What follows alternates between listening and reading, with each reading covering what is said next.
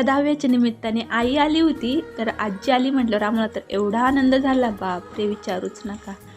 आजी देवाला गेली होती एक वेळेस, तर आजीने यांच्यासाठी बांगड्या घेऊन ठेवल्या होत्या आणि आम्हाला बांगड्या घालायची तर एवढी हौस, आम्ही तर लगेच समोर बसलो हात करून बांगड्या घालण्यासाठी. आणि येताना आईने तिथला सासरवाडी स्पेशल शिंगोरी आमटी मसाला आणला होता. याची आमटीने इतकी सुंदर लागते ना आणि खूपच फेमस आहे तिथली ही आमटी. आता आजी आली म्हटल्यावर एवढा आनंद होतो, असं वाटतं आजीला जाऊन देऊ नये 4-5 दिवस. तुम्हाला तर माहितीच आहे, मी घरी ऑइल आणि शॅम्पू बनवते, तर त्यासाठी मला आवळा लागतो आणि आईच्या घरी दारात आवळ्याचं मोठं झाड आहे. तर आईने आवळे मस्त वाळवून आणले होते, जेव्हा सीझन नसेल तेव्हा ते मला यूज करता येतील. आणि काही फ्रेश आवळे पण आणले होते आणि भृंगराज देखील आणला होता. दुसऱ्या दिवशी सकाळी दाव्याला आम्ही सर्वजण गेलो, पण आई एक रात्रीशिवाय आमच्या घरी अजून एक पण दिवस राहिले नाही. आणि दुसऱ्या दिवशी आजी गेली म्हटल्यावर आम्ही इतकं रडलो. मग नादी लावण्यासाठी असे फुगे घेतले आणि एक न्यू टॉप घेतला बटरफ्लायचा, तेव्हा आम्ही खुश झालो. आणि आजीने पण खाऊ घेऊन दिला.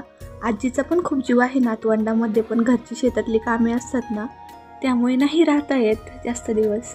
भेटूया नेक्स्ट व्हिडिओमध्ये, तोपर्यंत बाय.